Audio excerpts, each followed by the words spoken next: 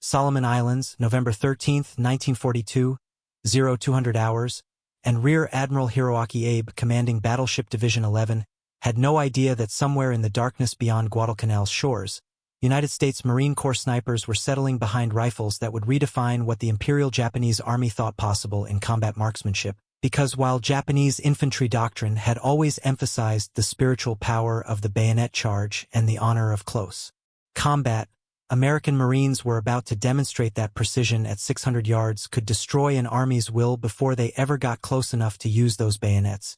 And the mathematics of death would prove devastating, the M1903A1 Springfield rifles with their Unertl scopes achieving 1.25 minutes of angle with standard M2 ball ammunition, while the best Japanese Arisaka Type 99 rifles could barely hold 4 MOA at the same distances. The Japanese soldiers defending Henderson Field had trained with their Type 38 and Type 99 Arisaka rifles since basic training, understanding that their 6.5 mm and 7.7 mm cartridges were adequate for the kind of warfare they expected to fight, where battles would be decided by mass infantry assaults, artillery barrages, and the warrior spirit that had carried Japan to victory across Asia. But they had never encountered an enemy who could consistently place shots into 7.5-inch groups at 600 yards with standard military ball ammunition, a level of precision that transformed every Marine sniper position into a 600-yard kill zone where Japanese officers, machine gunners, and radio men died before they ever heard the shot that killed them.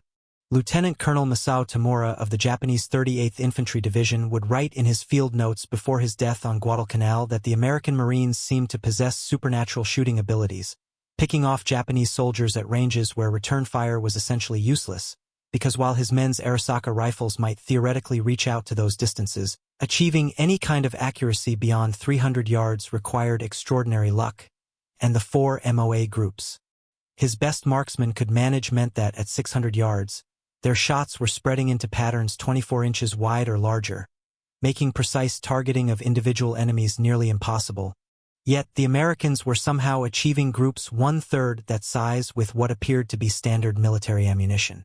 The transformation had begun at the United States Marine Corps Philadelphia Depot in January 1943, where skilled armorers were taking carefully selected national match and special target M1903A1 Springfield rifles and mounting the new 8-power Unertl scopes that John Unertl had developed specifically for military sniping, creating a weapon system that would prove devastating in the Pacific theater, though neither the Japanese, Germans, nor Italians fully understood what they were facing until it was too late, because these weren't just rifles with telescopes attached. They were precision instruments capable of delivering consistent sub-2 MOA accuracy even with standard military ball ammunition,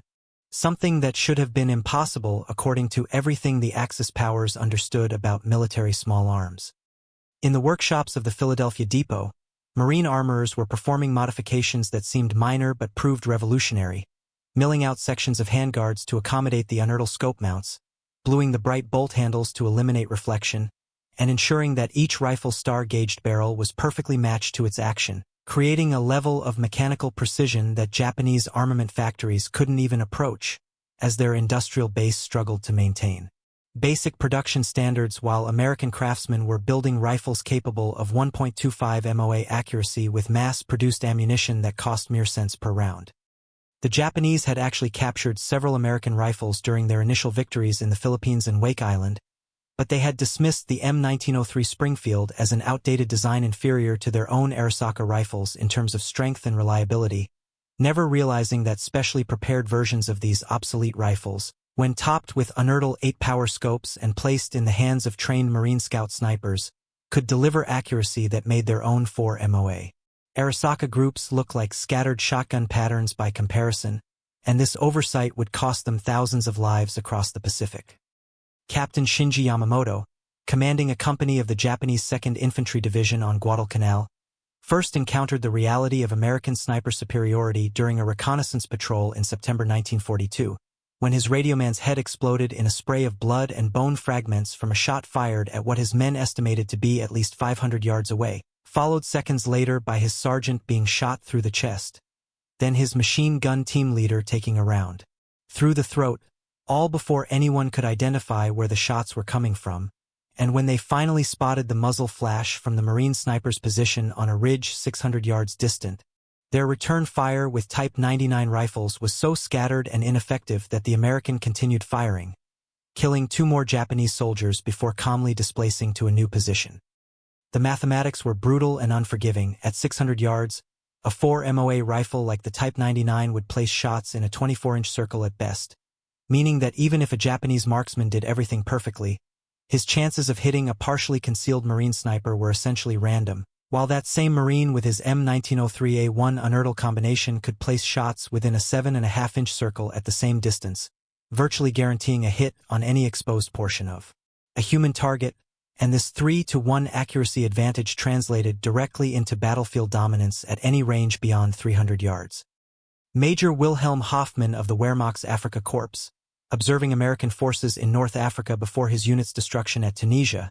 noted in his journal that American snipers seemed to operate under completely different tactical principles than their German counterparts, maintaining engagement distances that German snipers would consider impractical, yet achieving consistent kills at ranges where even the excellent German Kar 98K rifles with 4 power scopes would struggle, though he didn't realize that Marine units in the Pacific were achieving even better results with their M1903A1 Unertl combinations than Army units in Europe with their M1903A4 rifles. The German military doctrine had emphasized sniper training since the First World War, producing marksmen who understood camouflage, stalking, and precision shooting at a level that exceeded anything the Americans had developed before 1942. Yet even the Wehrmacht's best snipers rarely attempted shots beyond 400 meters unless absolutely necessary, because their Kar 98K rifles, even with match ammunition, typically grouped at around 2 to 3 MOA, making long-range precision shots a matter of luck as much as skill. But the Americans were routinely engaging targets at 600 yards and beyond with standard ball ammunition, achieving first-round hits with disturbing regularity. Italian forces in Sicily would encounter American marksmanship during Operation Husky in July 1943, when Sergeant Antonio Benedetti's squad of Italian snipers, armed with Carcano rifles and considered excellent marksmen by Italian standards, found themselves completely outclassed by Marine scout snipers attached to the invasion force, because while the Italian rifles might achieve 4 to 5 MOA accuracy on their best days, the Marines were picking off Italian machine gunners and officers at ranges where return fire was essentially pointless, creating a psychological effect that devastated Italian morale even before the first American infantry assault began. The story of the Unertl scope's development revealed another layer of American industrial superiority that the Axis powers had failed to appreciate. As John Unertl, who had emigrated from Germany and learned his craft at the J. W. Fecker Target Scope Company, founded his own optical company in 1928 and spent over a decade perfecting precision optics for competitive shooters before receiving the Marine Corps contract in 1941, bringing decades of civilian marksmanship expertise to military applications in a way that Japanese, German, and Italian industries simply couldn't match. The production numbers told their own story of American industrial might. The Marine Corps procured up to 1,750 Unertl scopes and had 1,047 M1903A1 national match and special target rifles available for conversion, numbers that might seem small compared to total rifle production but represented a concentration of precision firepower that no Axis power could match, especially when considering that each of these rifle and scope combinations could deliver 1.25 MOA accuracy with standard ball ammunition, while Axis snipers needed specially selected match ammunition to achieve even 3 MOA accuracy. Private First Class Takashi Nakamura, who survived the fighting on Guadalcanal and was later captured on Saipan, told American interrogators that Japanese soldiers had developed an almost supernatural fear of American snipers by late 1942, refusing to expose themselves even momentarily during daylight hours because they had seen too many comrades die from impossibly accurate shots fired from positions so distant that counter-sniper operations were futile, and the standard Japanese tactic of using captured weapons against their former owners was useless because without the training and the precision ammunition supply chain, a captured M1903A1 with Unertl scope was just another rifle in untrained hands. The Philippine scouts, fighting alongside American forces, provided their own perspective on the accuracy differential, with Filipino soldiers who had trained with both American and captured Japanese weapons reporting that the difference in practical accuracy was so pronounced that they refused to use captured Arisaka rifles even when ammunition for American weapons was scarce, preferring to wait for resupply rather than handicap themselves with weapons that couldn't reliably hit man-sized targets beyond 300 yards, while American Marines were making routine kills at twice that distance. In February 1943, when the first shipment of 150 M1903A1 rifles with Unertl scopes reached the 1st and 2nd Marine Divisions in the Pacific, Japanese intelligence officers completely missed the significance of these weapons, focusing instead on American tank and artillery deployments while ignoring what would prove to be one of the most cost-effective weapon systems of the Pacific War, because a single Marine sniper team with one of these rifles could paralyze entire Japanese positions, forcing enemy soldiers to remain hidden during daylight hours or risk instant death from a precision shot delivered from beyond the effective range of any weapon in the Japanese inventory. The engagement at Cape Gloucester in late 1943 demonstrated the overwhelming advantage of superior accuracy when Marine snipers from the 1st Marine Division, despite the challenges of jungle humidity that could fog scope lenses, managed to eliminate entire Japanese machine gun crews at ranges where the enemy's Type 92 heavy machine guns, with their 4 to 5 MOA dispersion patterns, couldn't effectively return fire, creating a situation where Japanese defensive positions became death traps for their own occupants, picked off one by Marines shooting from concealed positions 600 yards away. Colonel Kiyoshi Yamada of the Imperial Japanese Army's 14th Infantry Regiment, in a report captured after his death on Saipan, described the American sniper threat as more demoralizing than artillery bombardment because while soldiers could take shelter from artillery in bunkers and caves, the sniper threat was omnipresent, striking without warning at ranges where Japanese soldiers couldn't even see their attackers, let alone engage them effectively, and he noted that his best marksmen, equipped with Type 97 sniper rifles that were essentially modified Type 38 Arisakas with 2.5 power scopes, were completely outclassed by American snipers who seemed to operate in a different realm of marksmanship entirely. The German perspective from the European theater provided additional context for understanding the revolutionary nature of the M1903A1 Unertl combination, as Wehrmacht snipers who had dominated the Eastern Front against Soviet forces found themselves struggling against American marksmen, who violated every principle of German sniper doctrine by engaging at extreme ranges with standard ammunition, achieving results that German snipers could only dream of even with their carefully selected match rounds, and several German after-action reports from Normandy specifically mentioned the demoralizing effect of American snipers who could eliminate machine gun crews at ranges where German weapons couldn't effectively respond. Lieutenant Giuseppe Marchetti of the Italian 10th Army, captured in Sicily after his unit was decimated by American forces during Operation Husky, told interrogators that Italian soldiers had initially laughed at American marksmanship training manuals that emphasized precision shooting at 600 yards, considering such ranges impractical for combat, but after seeing entire Italian defensive positions neutralized by American snipers firing from distances where Italian Carcano rifles could barely reach, let alone achieve accurate fire, they realized that the Americans had redefined what was possible in infantry combat. The technical specifications that enabled this accuracy advantage were deceptively simple yet revolutionary in their implementation, as the Unertl 8 power scope featured a medium-fine crosshair reticle and double micrometer quarter-minute click adjustments that allowed Marines to precisely compensate for windage and elevation at extended ranges, while Japanese scopes, when they existed at all, were typically fixed 2.5 power units with crude reticles and adjustment systems that made precise long-range shooting nearly impossible even for skilled marksmen. The star-gauged barrels used in National Match and Special Target M1903A1 rifles represented another level of precision that Japanese manufacturers couldn't match, as these barrels were individually tested and selected for superior accuracy,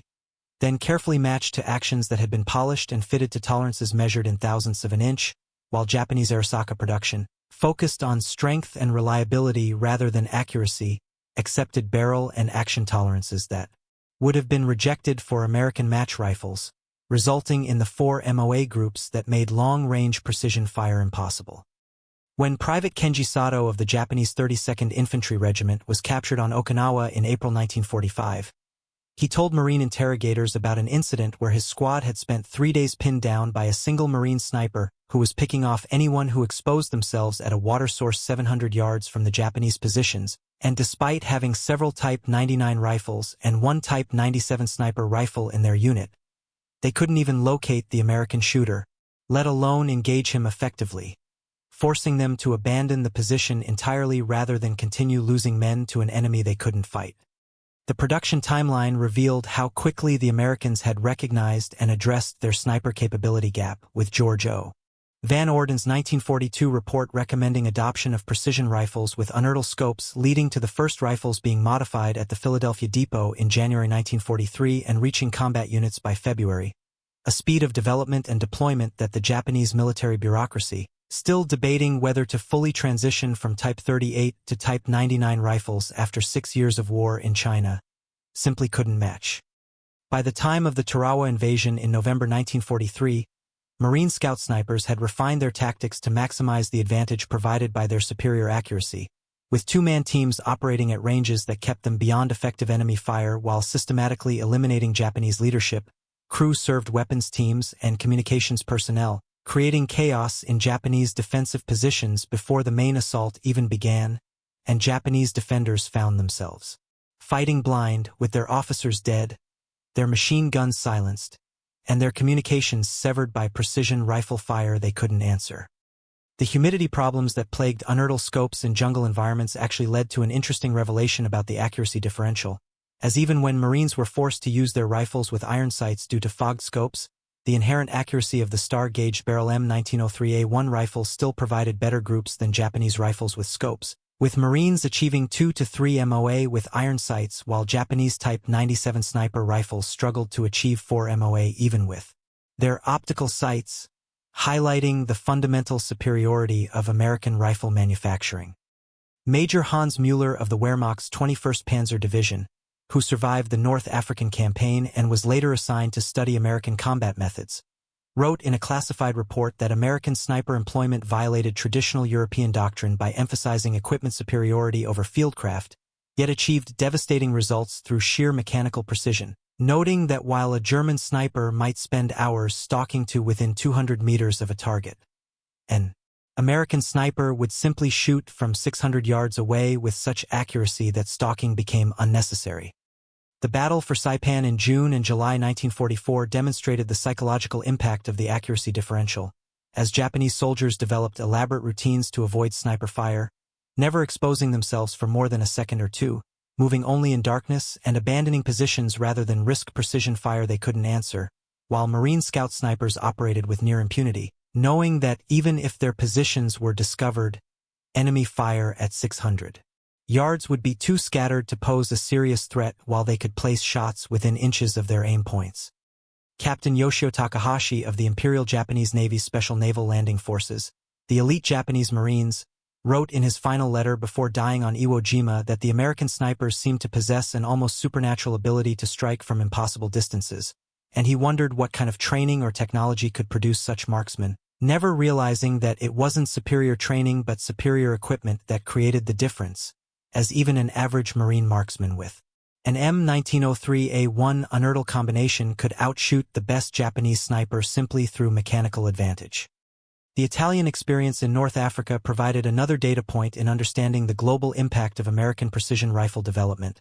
as Italian forces equipped with Carcano rifles that typically achieved 4 to 5 MOA accuracy found themselves completely outclassed by American marksmen, who could reliably eliminate targets at ranges where Italian rifles could barely reach, creating a situation where Italian defensive positions became untenable during daylight hours, forcing them to abandon prepared positions rather than suffer continuous casualties from precision fire they couldn't counter. The development of Marine Scout sniper training at Camp Elliott near San Diego in 1943 represented the institutionalization of the accuracy advantage, as instructors taught Marines to exploit the full potential of their M1903A1 Unertl combinations, emphasizing that with proper technique, they could reliably engage targets at 600 yards with standard M2 ball ammunition, while enemy snipers would need perfect conditions and match ammunition to have any chance at such ranges, creating an asymmetric advantage that multiplied the effectiveness of every Marine sniper team. Sergeant Akira Tanaka of the Japanese 17th Army, who fought at Guadalcanal and later at Bougainville before being captured, told American interrogators that Japanese soldiers had developed various theories to explain American sniper accuracy, with some believing the Americans had developed a special type of ammunition, others thinking they had recruited Olympic-level marksmen, and still others convinced that the Americans were using some kind of secret technology. But none of them understood that it was simply better manufacturing tolerances and superior optical equipment that created the devastating accuracy gap. The logistical implications of the accuracy differential extended beyond the battlefield, as American forces could maintain sniper effectiveness with standard M2 ball ammunition that was mass-produced and readily available throughout the supply chain, while Axis forces that wanted to achieve even marginal long-range accuracy needed specially selected match ammunition that was scarce, expensive to produce, and often unavailable at the front lines where it was most needed, creating a situation where American snipers could shoot all day with standard ammunition while Axis snipers had to carefully ration their few rounds of match-grade ammunition. Lieutenant Friedrich Weber of the German 6th Fallschirmjäger Regiment, who faced American forces in Italy during the Gothic Line battles, noted in his memoir written after the war that German paratroopers, considered elite troops with excellent training and equipment, were completely frustrated by American snipers who engaged from distances where even the excellent German Kar 98K rifles with Zeiss scopes couldn't effectively respond, forcing German forces to call for artillery support to suppress individual American snipers, an inefficient use of resources that demonstrated the cost-effectiveness of precision rifle fire. The Battle for Peleliu in September 1944 showcased the evolution of Marine sniper tactics as they maximized their accuracy advantage, with scout sniper teams operating in coordination with infantry units to provide overwatch at ranges where Japanese defenders couldn't respond, systematically eliminating cave positions and bunker apertures with precision fire that made the Japanese defensive strategy of interconnected positions untenable, as each position that provided supporting fire for another became a death trap for its occupants when engaged by Marine snipers operating beyond effective return fire range. Colonel Masahiro Hayashi of the Japanese 14th Army, defending the Philippines in 1944, issued orders that his men should assume any shot fired from beyond 400 meters was from an American sniper and shouldn't attempt to return fire but should instead seek cover and call for artillery support, an admission that Japanese small arms simply couldn't compete at the ranges where American snipers operated effectively, transforming the entire nature of infantry combat from the close-range battles the Japanese had trained for to long-range precision engagements they couldn't win. The German assessment of American sniper capabilities, based on captured documents and prisoner interrogations, revealed that even the Wehrmacht, with its extensive sniper program and Eastern Front experience, was surprised by American ability to achieve consistent long-range accuracy with standard ammunition, something German snipers could only accomplish with specially selected rifles and match ammunition that was increasingly scarce as the war progressed, while American forces seemed to have an endless supply of rifles capable of 1.25 MOA accuracy with standard ball ammunition. Private Mario Rossi of the Italian Folgore Parachute Division, captured in Tunisia, described an engagement where his squad's designated marksman, equipped with a Carcano M1891/41 rifle with a 4-power scope and considered an excellent shot by Italian standards, was eliminated by an American sniper at a range Rossi estimated at 800 yards before the Italian could even identify the American's position, demonstrating that even elite Italian troops with their best equipment were completely outclassed by American precision rifle capabilities. The industrial capacity that enabled American sniper superiority extended beyond just rifle and scope production,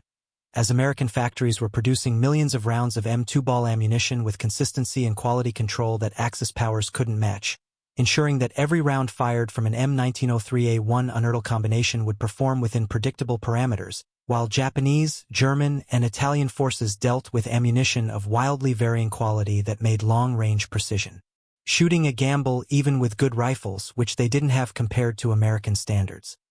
On Iwo Jima in February and March 1945, Lieutenant General Tadamaki Kurabayashi's elaborate defensive preparations, with interconnected tunnels and mutually supporting positions designed to maximize Japanese firepower, were systematically dismantled by Marine scout snipers who could engage bunker apertures and cave openings at ranges where Japanese defenders couldn't effectively return fire, forcing Japanese soldiers to seal themselves inside their positions during daylight hours or risk instant death from precision rifle fire, negating much of their defensive advantage. The revelation that American snipers were achieving their incredible accuracy with standard M2 ball ammunition rather than special match rounds came as a shock to captured Axis officers who had assumed that such precision required specially manufactured ammunition like their own forces used for sniper operations,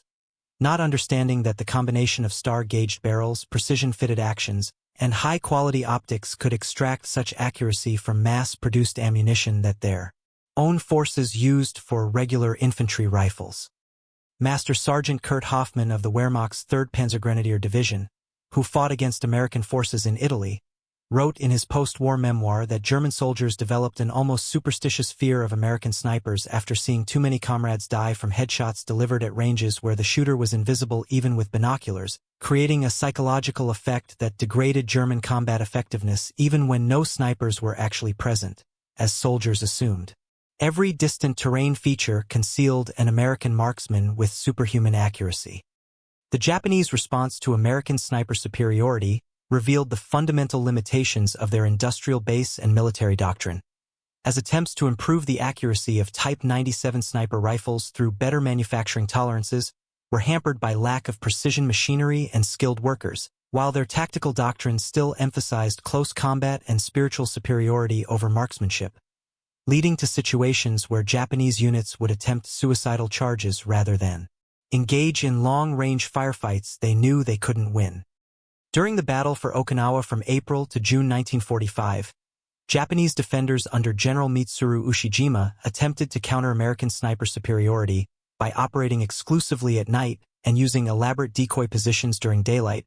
but Marine Scout snipers adapted by using illumination rounds and starlight scopes when available, maintaining their accuracy advantage even in low-light conditions, while Japanese forces, lacking night vision technology and precision rifles, were reduced to random harassment fire that rarely hit anything. The 3-to-1 accuracy advantage of American rifles over Japanese weapons translated directly into casualty ratios, with Marine Scout sniper teams often recording dozens of confirmed kills without suffering any losses themselves, a level of battlefield dominance that Japanese military doctrine, focused on mass assault and individual courage, simply couldn't counter, creating a situation where superior technology trumped warrior spirit in a way that fundamentally challenged Japanese military thinking. Corporal Roberto Fernandez of the Philippine Scouts, who fought alongside American forces throughout the Philippines campaign, noted that Filipino soldiers quickly learned to identify the distinctive crack of an M1903 Springfield rifle with its flat trajectory and consistent accuracy, versus the varying report of Japanese Arisaka rifles with their rainbow trajectories and scattered impact patterns, and would deliberately expose themselves to draw Japanese fire, knowing that at ranges beyond 300 yards, the chance of being hit by an Arisaka was minimal, while American snipers could eliminate the Japanese shooters with near certainty. The German experience on the Eastern Front had prepared them for sniper warfare, with Wehrmacht snipers like Matthias Hetzenar achieving hundreds of confirmed kills against Soviet forces, but even these experienced snipers found themselves outmatched by American precision rifle capabilities, as German snipers relied on fieldcraft and patience to close within effective range, while American snipers simply engaged from distances where German rifles couldn't compete, fundamentally changing the nature of sniper combat from a contest of skill to a demonstration of technological superiority. The production quality of Unertl scopes represented another dimension of American industrial superiority, with each scope individually tested and adjusted to ensure consistent performance, while Japanese optical equipment, when it existed at all, suffered from quality control issues that made precise long-range shooting impossible even when mounted on their best rifles, creating situations where a Japanese Type 97 sniper rifle with its crude 2.5 power scope was less effective at long range than an American M1903A1 with iron sights. Lieutenant Hiroshi Yamada of the Japanese Navy's Special Naval Landing Forces, captured during the battle for Guam, described watching American Marine snipers training behind American lines through binoculars, noting with amazement that they were consistently hitting man-sized targets at distances he estimated at 600 to 700 yards with what appeared to be standard rifles and ammunition, something he knew was impossible with Japanese weapons regardless of the shooter's skill level. The Italian campaign provided additional evidence of American sniper superiority, as German and Italian forces defending the Gothic Line found themselves unable to hold positions during daylight hours due to American precision rifle fire that could pick off any exposed soldier at ranges where Axis weapons were ineffective, forcing them to abandon carefully prepared defensive positions and fight at night where their numerical advantage meant something, fundamentally altering the tactical situation in ways that favored American forces. The mechanical precision required to achieve 1.25 MOA accuracy with M2 ball ammunition involved tolerances that Japanese, German, and Italian manufacturers simply couldn't achieve with their wartime production methods, as American factories used precision gauges and quality control standards developed for civilian target rifles, while Axis powers focused on quantity over quality, producing rifles that were strong and reliable but incapable of the consistent accuracy needed for long-range precision fire. Captain Ernst Müller of the German 1st Fallschirm Division, who fought at Monte Cassino, reported that his units designated marksmen, equipped with Kar 98K rifles with Zeiss 4 power scopes and selected for their shooting ability, were completely demoralized after several were eliminated by American snipers firing from positions so distant that the Germans couldn't even identify their locations with artillery spotting scopes, demonstrating that even elite German troops with specialized equipment were outclassed by standard American sniper teams.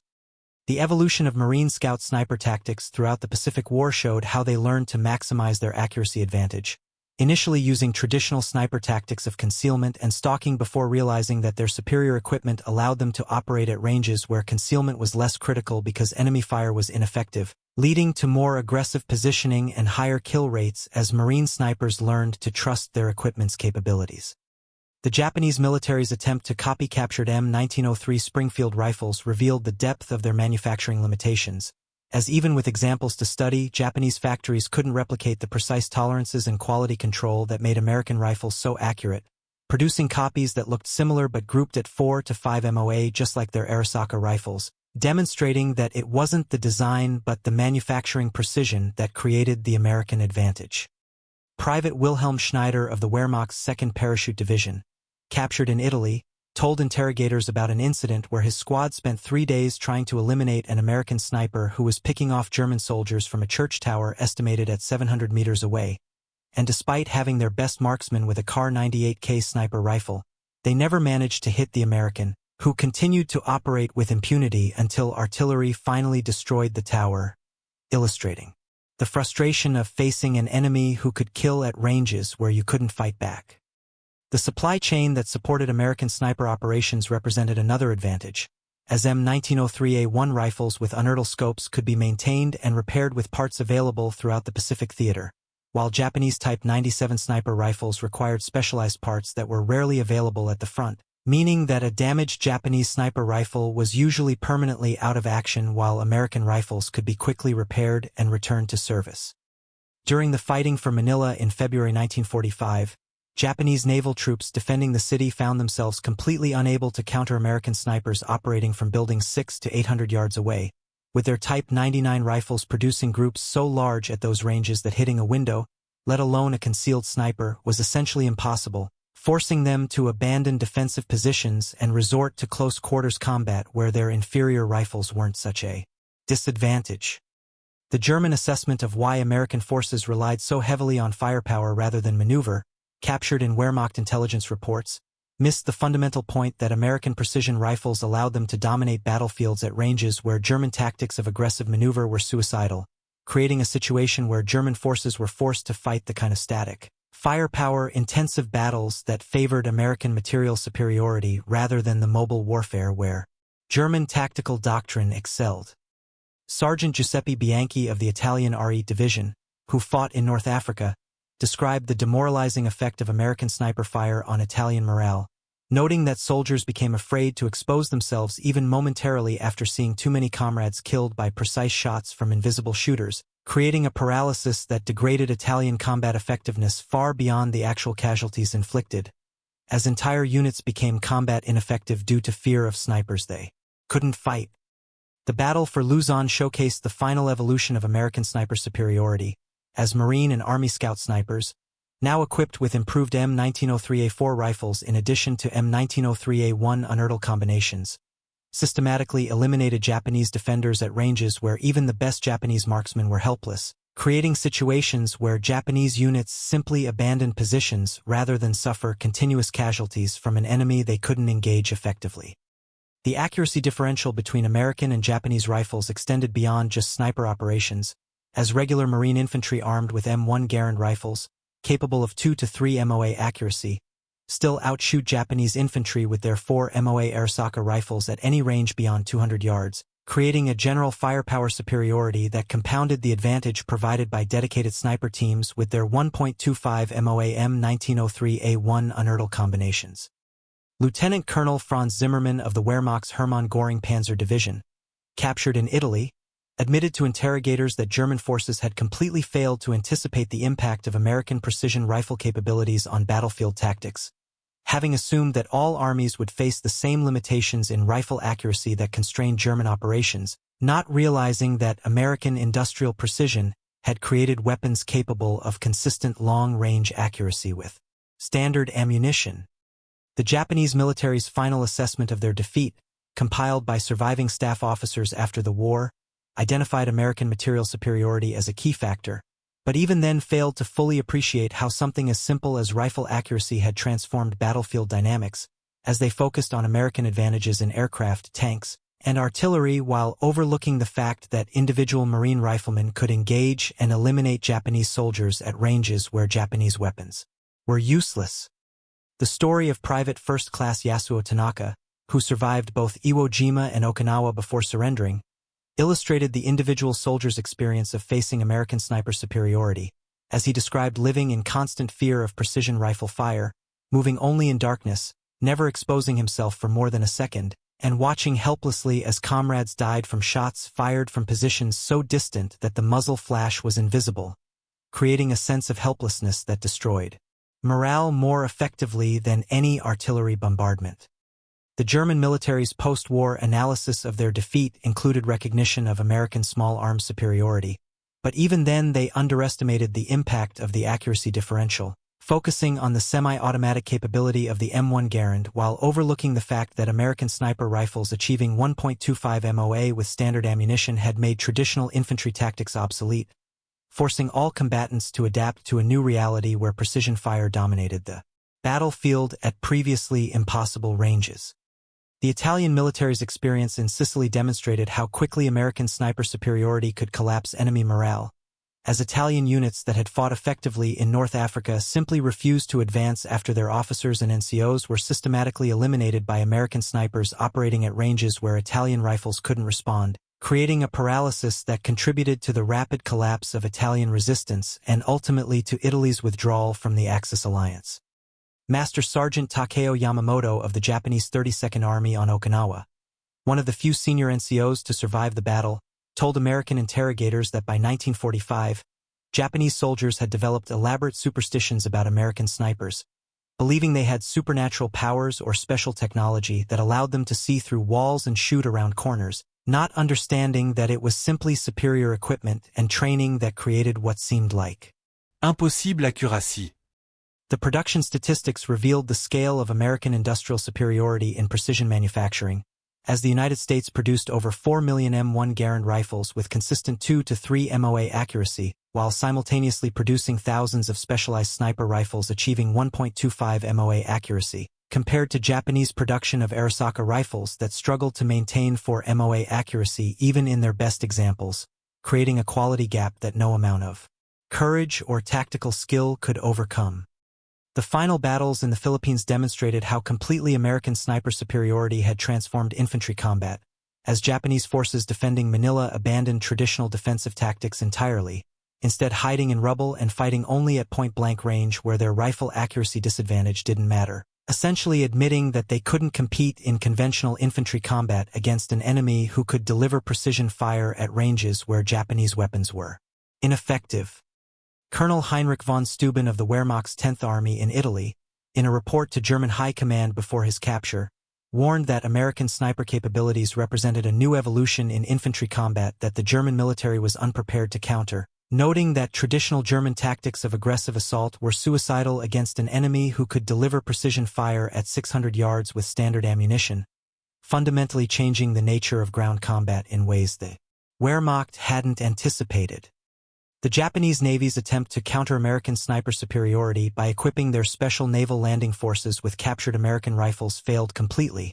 as without the specialized training, precision ammunition, and maintenance support that made these weapons effective, they were no better than Japanese rifles in untrained hands, demonstrating that the American advantage wasn't just in equipment but in the entire system that supported precision marksmanship.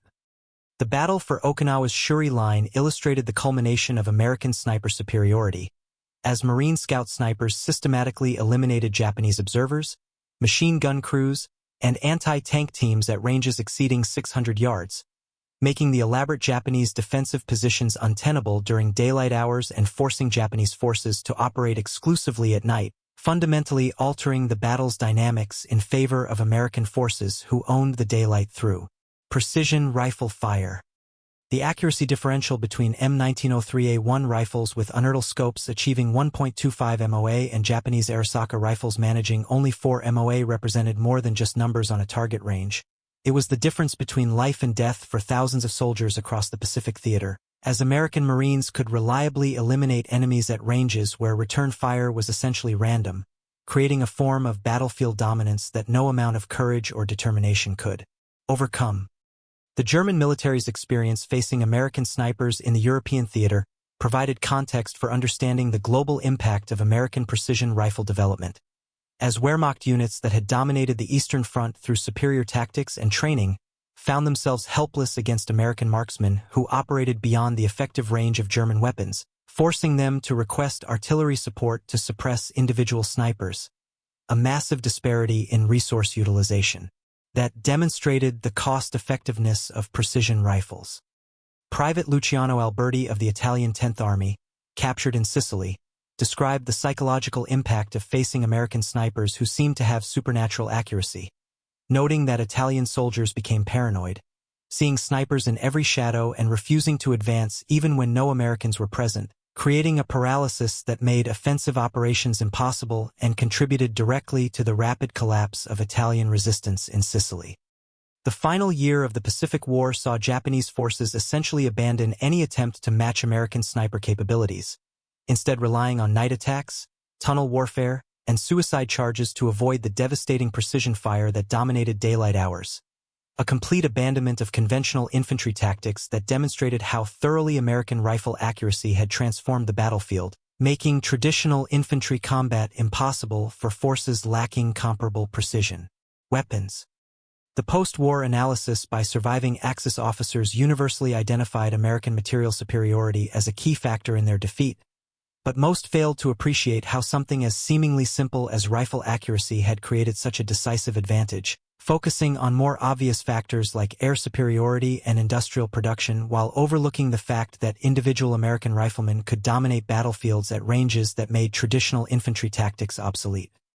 The legacy of the M1903A1 Unertl combination extended beyond just its wartime service, as it established a standard for precision military marksmanship that influenced sniper rifle development for decades afterward, proving that mechanical accuracy could provide decisive battlefield advantages when properly employed, a lesson that military forces worldwide learned from American success in achieving 1.25 MOA accuracy with standard ball ammunition while their enemies struggled with. For MOA groups,